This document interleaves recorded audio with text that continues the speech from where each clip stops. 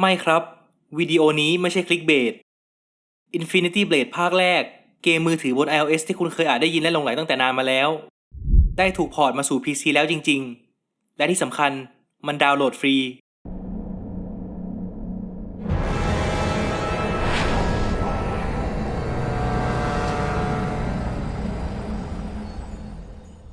ในวิดีโอนี้ผมจะเล่าถึงภาพรวมของเกมนี้แบบสั้นๆ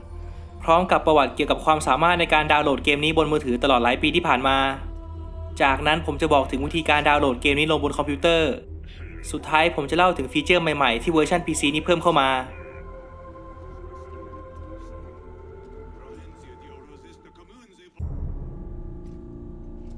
อันดับแรกเลยอะไรคือ Infinity Blade Infinity Blade คือเกมแอคชั่นมือถือสุดมันที่หมุนรอบการต่อสู้ด้วยดาบคุณได้รับบทบาทเป็นนักรบที่พยายามแก้แค้นให้บิดาที่ถูกสังหารโดยคุณจะเกิดใหม่ซ้ำแล้วซ้ำเล่าจนกว่าคุณจะสำเร็จภารกิจ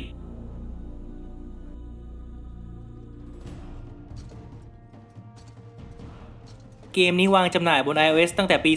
2010 คนที่เคยมี iPhone หรือ iPad อาจจะจำได้หรือเคยเล่นมาก่อนหน้านี้แล้วด้วยซ้ำส่วนตัวผมนี่ติดงอมแงมเลยสมัยนั้นเกมนี้ดังมากมีแต่คนชมถือเป็นยุคทองของเกมมือถือเลยก็ว่าได้ก่อนที่วงการจะถูกครอบงำด้วยเกมที่เอาแต่จะรีดเงินจากผู้เล่นเหมือนทุกวันนี้ Infinity Blade ประสบความสำเร็จเพราะว่ามันสำเร็จในการสร้างเกมเพลย์ลูปที่เรียบง่ายแต่สนุกและเล่นซ้ำได้เรื่อยๆเกมนี้วางจำหน่ายบน App Store จนถึงปี 2018 เมื่อเกมถูกถอดออกจากการวางขายแต่ผู้ที่เคยซื้อไว้ยังคงสามารถดาวน์โหลดได้จนกระทั่งปี 2020 เมื่อเกมนี้ถูกลบออกจาก App Store อย่างถาวรหมายความว่าไม่สามารถดาวน์โหลดได้อีกต่อไปแม้แต่ผู้ที่เคยซื้อไว้แล้วก็ตามคงเป็นเพราะว่าทาง Epic Games ไม่อยากอัปเดตให้เกมรองรับ iOS เวอร์ชันใหม่เรื่อยๆแต่ทว่าในปี 2014 Source Code ของเกมภาคแรกเคยถูกหลุดออกมาบนฟอรัมออนไลน์แห่งหนึ่งทำให้คนสามารถนำไปแปลงเป็นเวอร์ชัน PC ได้ตอนนี้ในปี 2024 ผมดีใจที่จะมาบอกว่า Infinity Blade ภาคแรกสามารถดาวน์โหลดฟรีบนคอมได้แล้วครับอันดับแรกให้เข้าไปในเว็บไซต์ที่ผมวางลิงก์ไว้ในช่อง description ด้านล่าง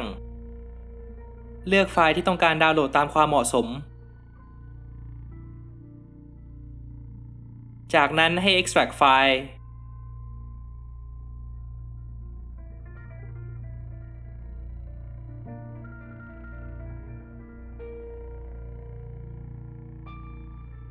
แล้วก็สามารถเข้าเกมได้เลยครับ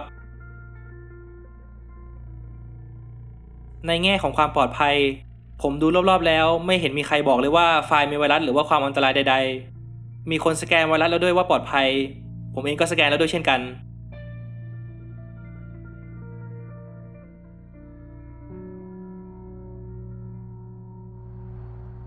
ในวิดีโอนี้ผมใช้เมาส์เล่นแต่ถ้าคุณมีคอมพิวเตอร์แบบจอสัมผัสก็สามารถเล่นผ่านการสัมผัสได้เช่นกันครับจริงๆแล้วการเล่นผ่านจอสัมผัสนี่แหละที่ผมว่าใกล้เคียงกับต้นฉบับบนโทรศัพท์มากที่สุด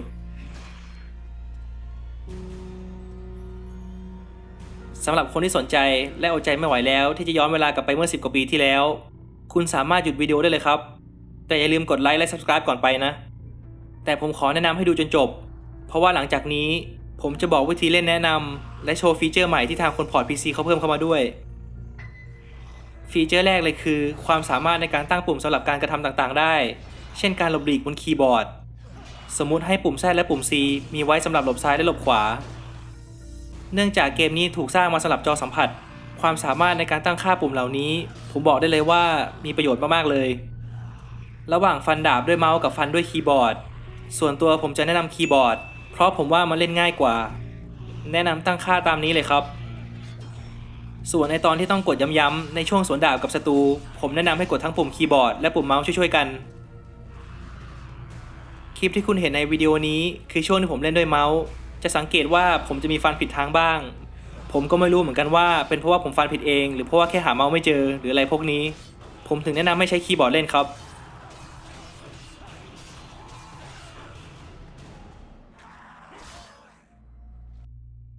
นอกจากนี้คนพอร์ตยังสร้างลอนเชอร์มาสำหรับเกมด้วย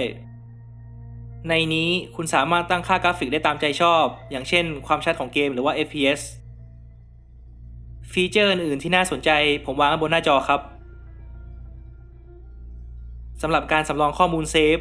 เพียงแค่ Copy ไฟล์เซฟนี้ไว้แล้วเก็บไว้ที่ไหนก็ได้ครับถ้าอยากเล่นเซฟนั้นก็แค่ย้ายไฟล์กลับมาที่เดิม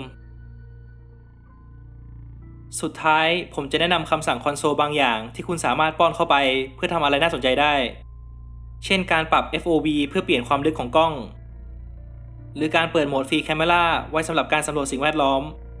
คือในโหมดนี้กล้องมันจะไม่ติดอยู่กับตัวละครครับเพื่ออยากเห็นมุมมองแปลกใหม่